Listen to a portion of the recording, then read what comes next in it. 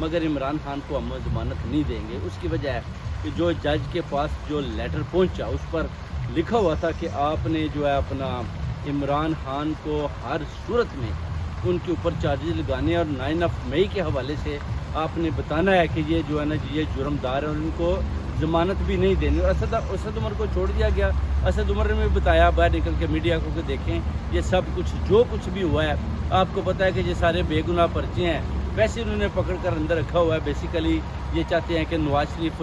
اور مریم نواز جو ہیں وہ پاکستان اپنا تشریف لائیں اور نواز شریف کو چوتھی دفعہ پرائم منسٹر بنانے کی پوری تیاری کر رہے ہیں۔ ادھر دیکھیں نواز شریف کے حسن نواز کے آفس کے باہر بھی نواز شریف کو لوگ فالو کر رہے ہیں، اس کو